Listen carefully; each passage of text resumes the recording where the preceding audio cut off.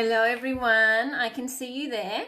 We are just, if you could just give us a minute or so, we are just having a couple of technical difficulties getting our guest speaker on. Let's see if I can get her on. We are just, we thought we had all this sorted and it's just taking a few minutes. So if you just give us a couple of minutes to get this one sorted, guys. We won't be long. Marisol is coming from the UK. We're just trying to get her on live. Don't go anywhere, ladies. Please don't go anywhere. We're just getting it all sorted.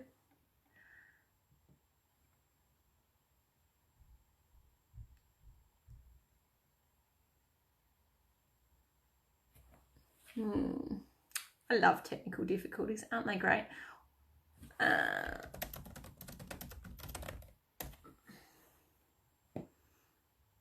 Okay.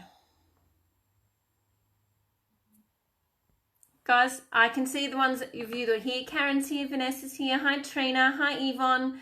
Can you guys give us a comment, please, below so that we can see that the comments are working? I'd love to see that the comments are working. And thank you for being patient with us. Make sure you've got yourself a cuppa. You've probably got a minute or two before we can actually get this connected up.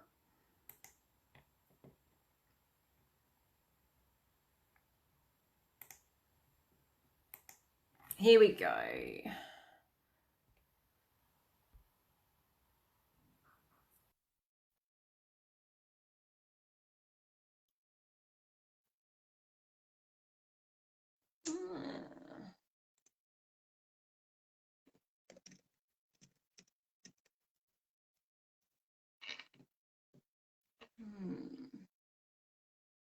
Sorry guys, we are just still having a few issues here. Hi Jane, I can see Jane's here. Thanks for the comments, guys. I can see that you're live and thank you for being patient. This normally doesn't take this long. Let's have another go.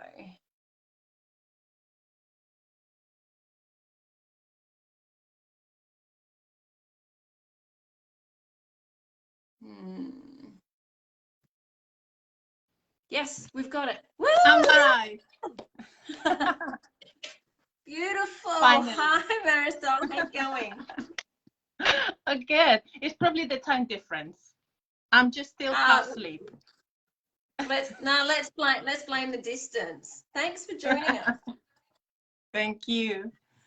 We have some people on already. They've been waiting very patiently through my technical difficulties.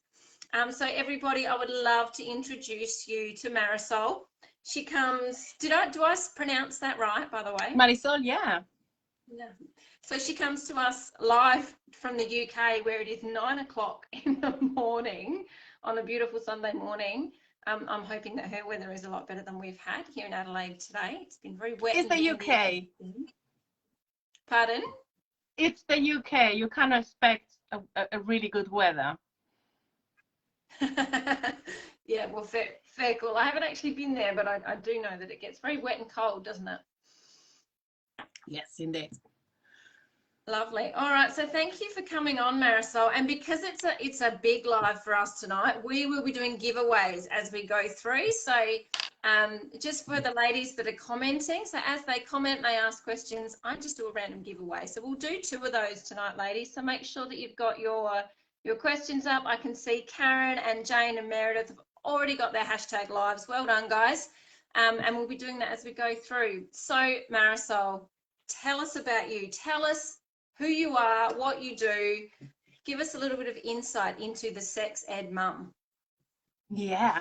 So, well, I'm a sex educator, and every day, so my daily job is working with young people, and I deliver workshops around consent, relationships, puberty, contraception, all these kind of topics.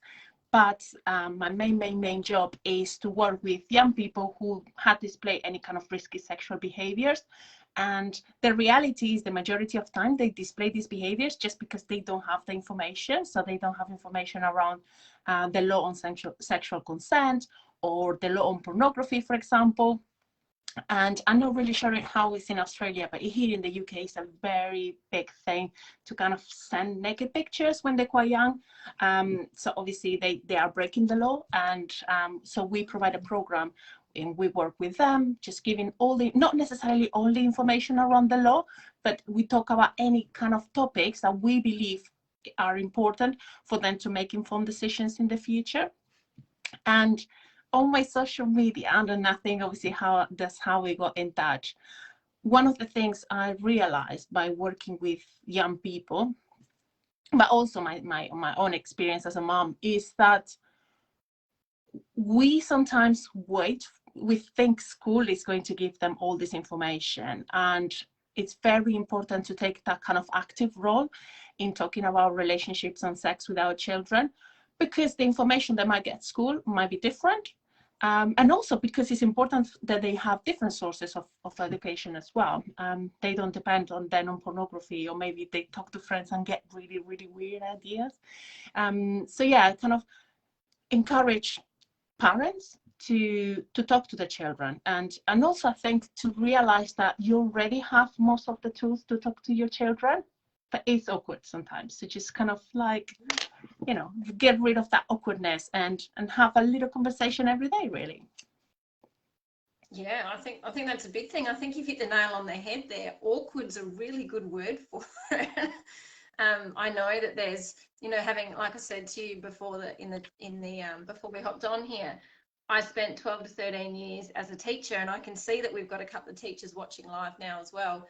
And there is that idea that parents leave it up to the school to do, but I think you're right.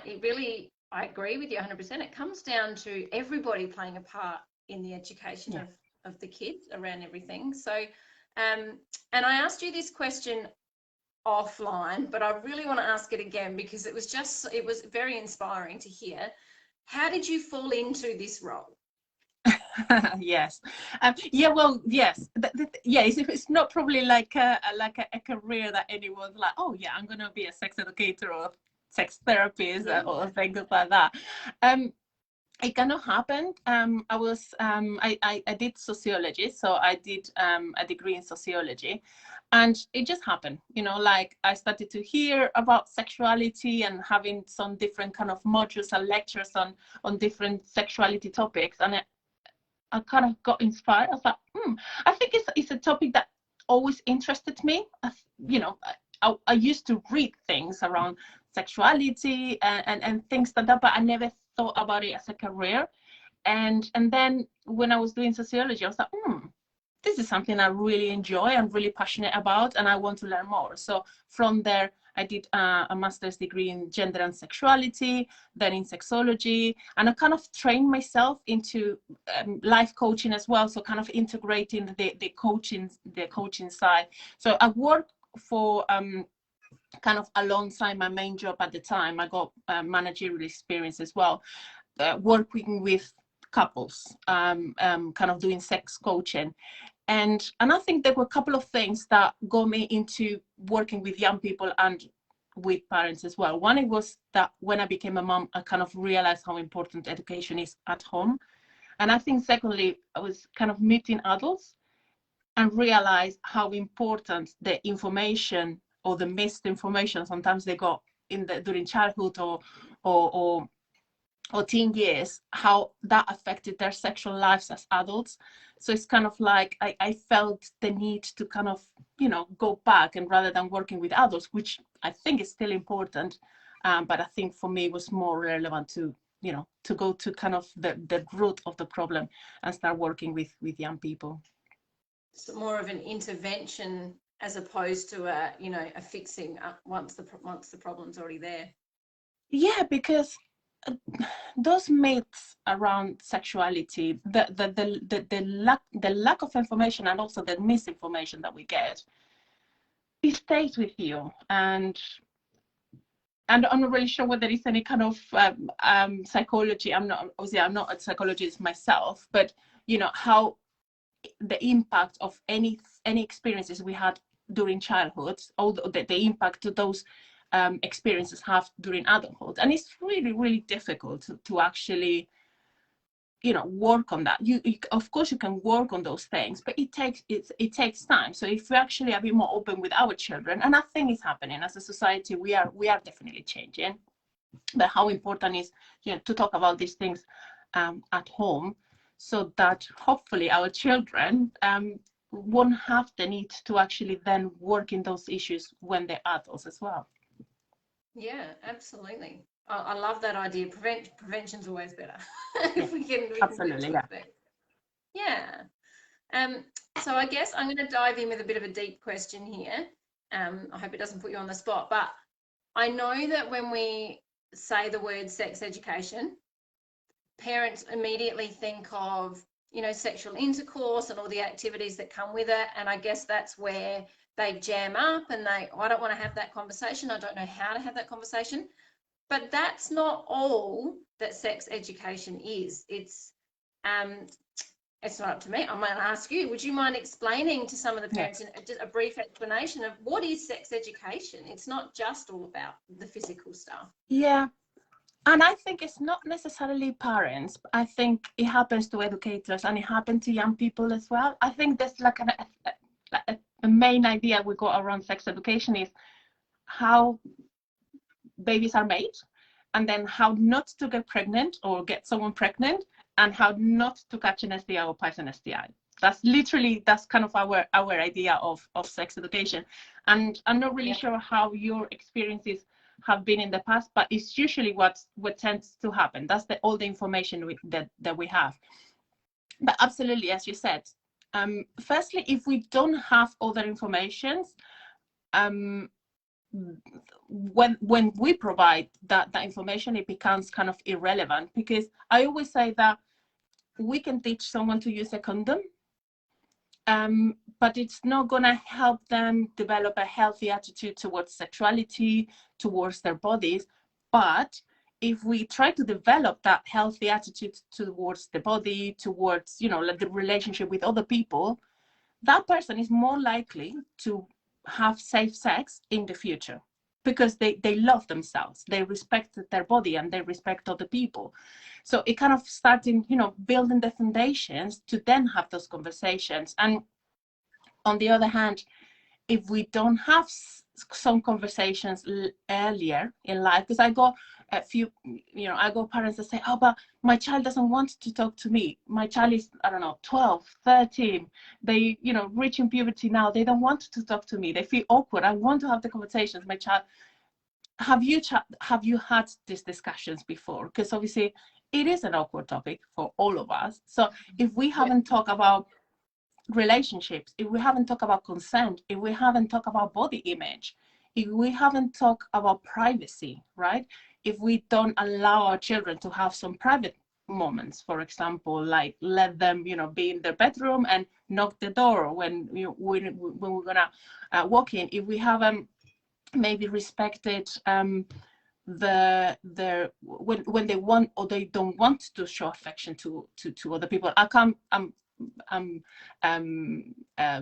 from Spain originally, and we very touchy. So like, and you kind of expected. I was talking with a friend the other day, and we kind of expected to kiss everyone and hug everyone. And if we don't respect that, sometimes our children don't want to even say hello or to shake hands or whatever it is with people. And if we don't respect all these things, we can not then, and we don't talk obviously about all these things, we cannot then expect when they're teenagers just to sit down and have a conversations, because it's not something that happens at home usually, and they're going to feel awkward, and we're going to feel awkward as well. Yeah, absolutely. So when is a good time? What age, or when is a good time to maybe start having some conversations, and what could those conversations look like, I guess? The best time was probably yesterday. The second best time is today, whatever the age of your child. So, and I always say, whether you are aware or not, the conversations have already started. I think sometimes we think, oh, you know, I need to talk about this and that. No, the conversations are there because things happen around us, and we got so many opportunities, and so many situations in which we are providing information we might not be aware. I would say, you know, even silence is a powerful education tool, because if someone doesn't talk about something, we kind of send in a message, that's something I should not be asking about. So it's not start the conversations. I think it's to continue the conversations, and probably to continue the conversations with a bit more awareness of what, how we're doing it. So being conscious of maybe some comments that we said, maybe, you know, around relationships, maybe about the body as well. Conversations we have around like different things. But yeah, it starts from very first day, you know, like healthy touching to your baby, a healthy shows of means kind of like showing healthy affection. That always, you know, be kind of the starting point for them to develop healthy ways to show affection to other people. And obviously then starting asking those conversations when they you know, like 2-3 years old, they start asking these, you know, questions about babies, and maybe they see someone pregnant and they start asking, rather than, you know, telling out, you know, like a story of, you know, like a little seed. So you know, I would say that there's nothing, you're not going to make any damage providing them the right information. Of course, you don't have to go, if your child is 3-4 and they're asking you how babies are made, of course you don't have to go into the details of intercourse, but you can talk about body parts, and you can talk about the sperm, and you can talk about the egg. And of course, that conversation, they might not understand, they might not fully understand what it means, but rather than talking about something completely, you know, abstract and something that I cannot relate to, tell them the truth and explain it. And if it's not the right age for them to understand, they will ask the question again, but it won't make them any damage. Because what happens is then, if we tell them a weird story, they go, even as children, they're gonna talk to other children. It's like, oh, my mom said that, you know, like babies are made this way, and my mom says that babies are made this way, and then they start kind of creating that fantasy. But it's kind of building on those conversations, and yeah, and responding to their questions as well as they happen. Yeah, absolutely. So it's about finding those little opportunities. Is that what you're saying? So in sort of your everyday. Exactly. Yeah. So like if you're watching a TV show and something slight doesn't have to be a sex topic. It can be, you know, two people showing interest in each other and consent and all that sort of stuff. Yeah. Absolutely. That you put a really, really good example. If, for example, we're watching something on the TV and you feel, maybe that situation isn't very consensual, for example. Well, very consensual. It's not consensual. Then you can talk about that. That's very strange. That it doesn't look like that person is you know, giving consent for that. What do you think? And kind of encourage them to, you know, rather than do it as a kind of like, you know, interview to them, like, what do you think? Like, show the, you know, tell them what you think. That looks a bit strange, don't you think? Like, how do you think that people is feeling? Do you think that people wants to give them a kiss, or they don't want to give them a kiss? But yeah, like 1 minute conversation every day, it will be much more powerful than, you know, a half an hour conversation when they reach their teen years. Yeah, absolutely. Because they're already switched off by then. They've already heard whatever stories from their friends at that point anyway. And mum's not cool. Oh, no, of course. Yeah. So yeah, it is. Absolutely. Yeah. If we, yeah. I mean, I got a 5 years old, and I'm pretty sure she already thinks I'm not cool. So, you know, I'm not really sure what's going to happen. Yeah. What's going to happen when she's older. But yeah, it has to be, it might be just a minute conversation. I just they're mentioning something, you know, that, you know, starts building the knowledge and their understanding. Yeah, that's fantastic. So I think that takes away, and I mean, that'll flow into my next question too about some fear for parents. But I am going to pause because it's giveaway time, ladies, and I can see you Okay. all commenting below. And the last person to comment with a hashtag live was Sandra. So Sandra, darling, I'm going to send you a voucher to spend. Congratulations. I think you won in our last giveaway, Sandra, as well. So congrats, honey. I'm going to get that sent over to you tomorrow. Ladies, while you're watching, make sure though that if you need to, if something comes up that Marisol and I are talking about and you want to ask a question, please pop them in the comments below. I've got a couple more questions I want to ask her, but then we are going to open the floor for the last 5 minutes or so you guys can ask questions. You're very welcome, Sandra. All good.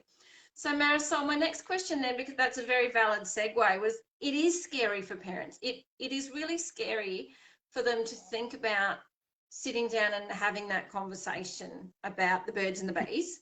And some do it, some people aren't scared, but a lot of people are. And I don't think it's necessarily around the facts. I think it's around how to approach it as well. So in your line of work, is there, maybe if you could just touch on some of the most common fears that you've come across with parents, and maybe a strategy or two that parents could use beyond what you've already mentioned, because they were some great strategies.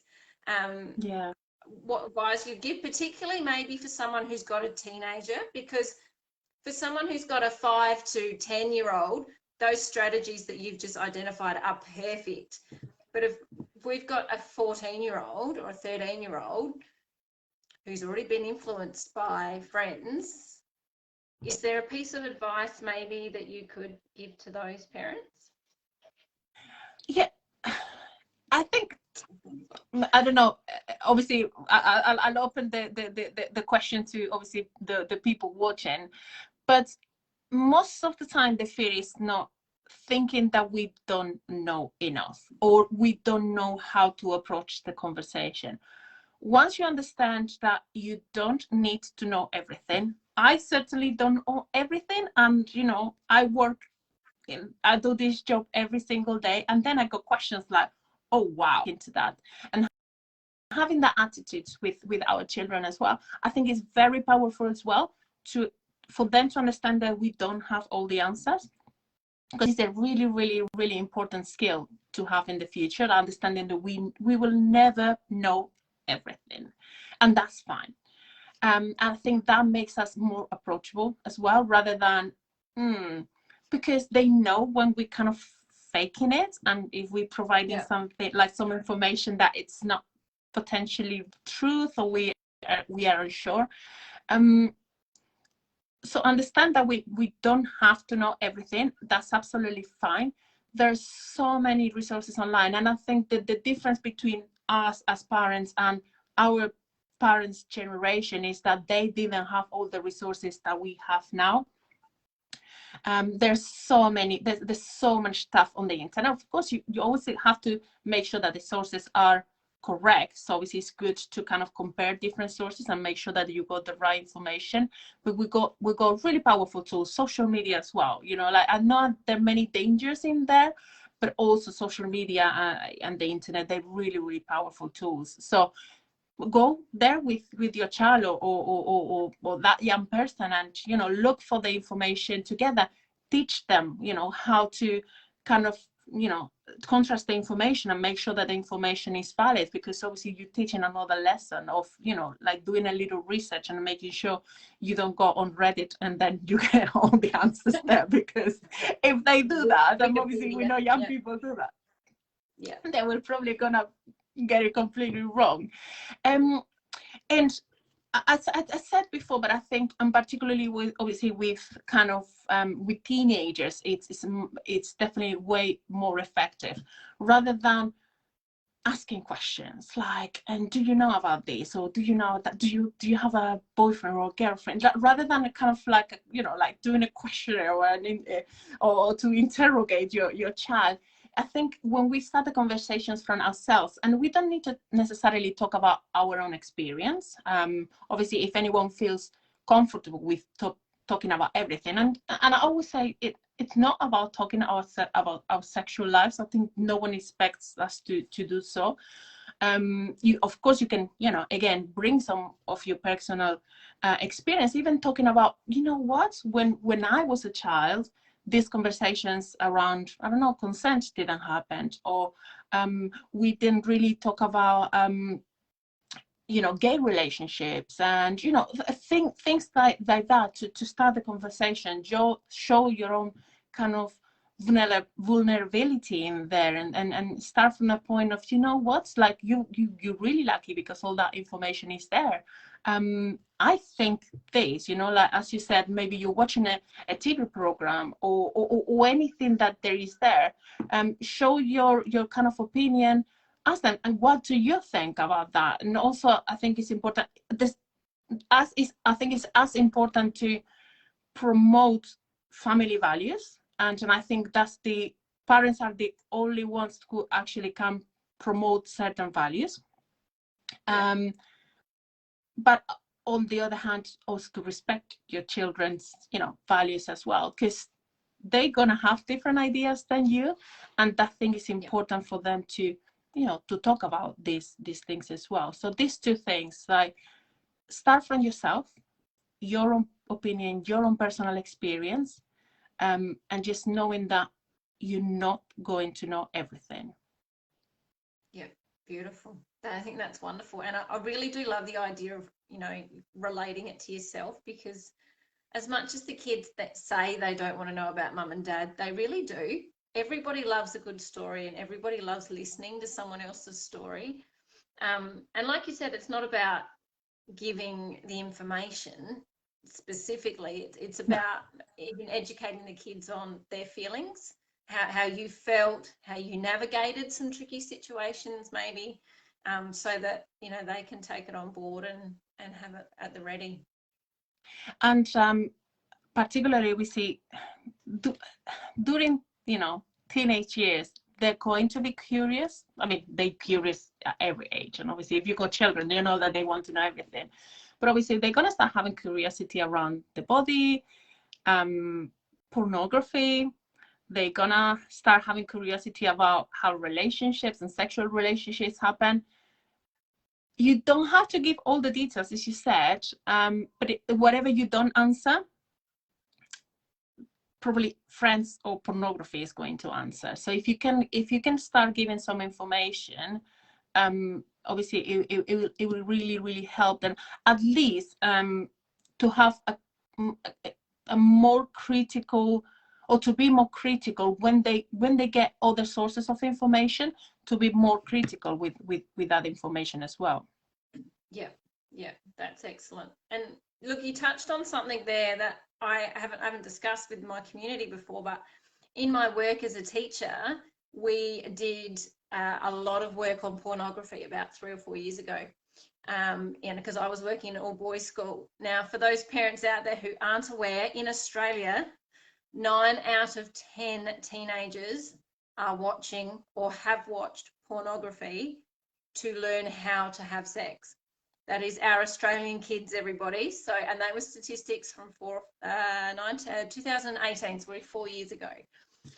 So when Marisol uses the word pornography and it startles you, just be aware that our teenagers are going to pornography for information on how to have sex.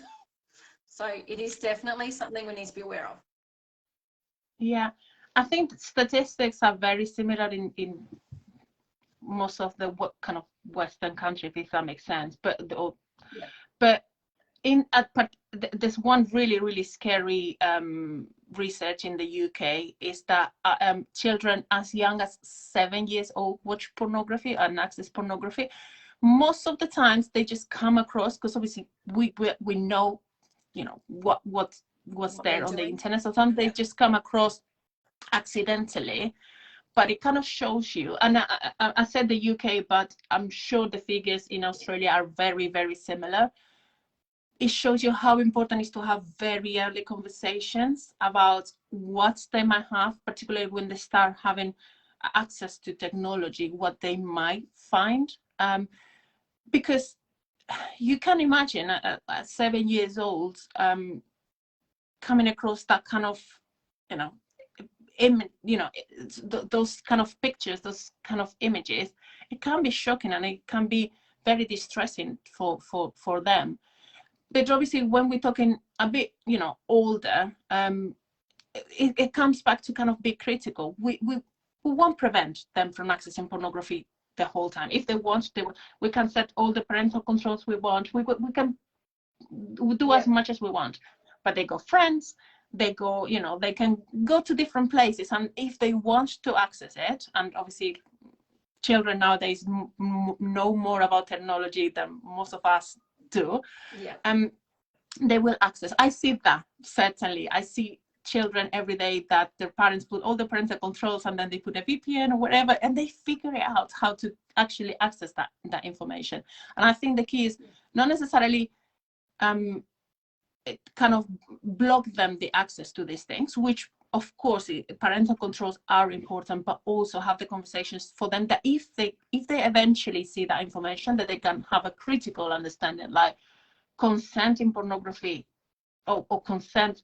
Pornography doesn't represent the idea of consent.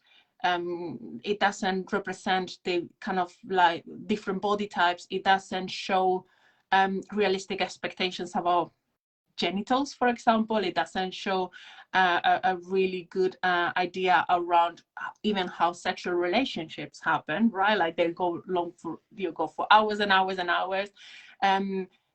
We can see that pornography is much more violent every day. So if this is the first time they actually have some sort of exposure to sexual activity, of course, this is what they're going to think. Oh, right, BDSM is just like the normal thing to do.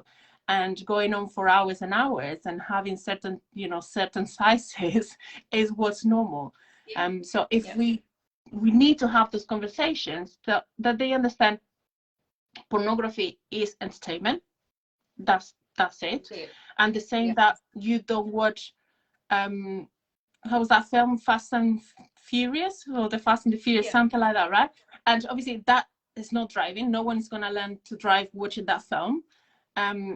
The same, obviously, you cannot learn what sex is and what relationships are watching pornography. Like the normal way that people have sexual relationships is not someone knocking to deliver a pizza and then have sex, right?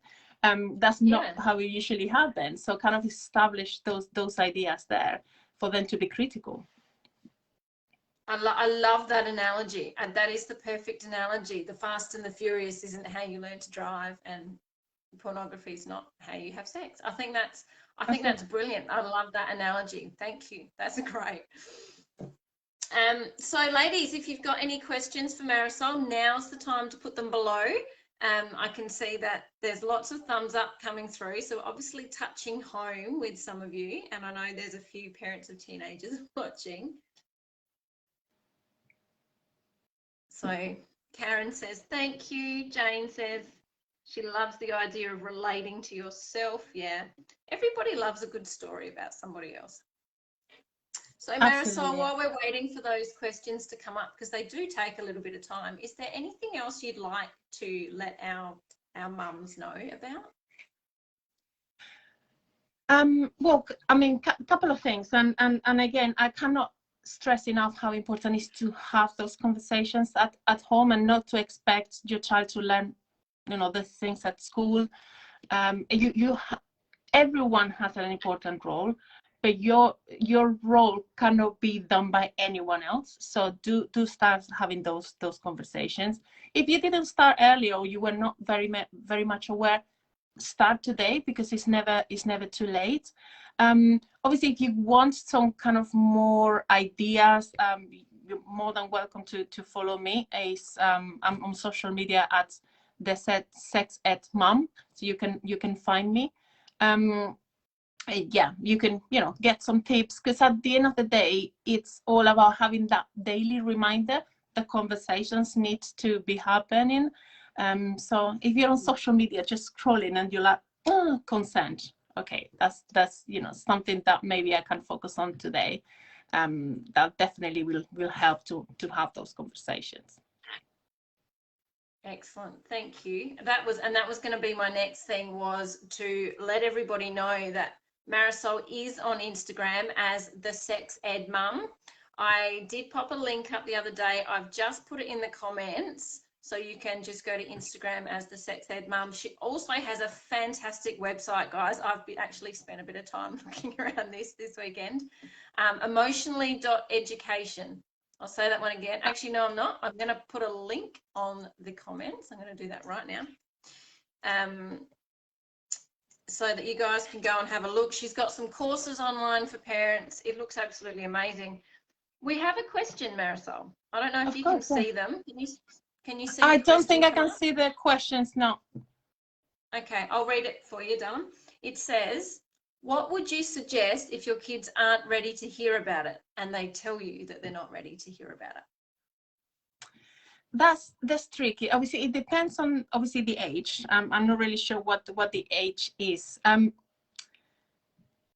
If they're not, it depends why they say they're ready or they're not ready. That's why I think the age is kind of important. Just build up and maybe put the age in. She can put the age in. Mel, how old are your kids, mate? 10-year-old. Thanks, Mel. That's fine. Leave the door open and let them know that you're available for whenever they want to have the conversation.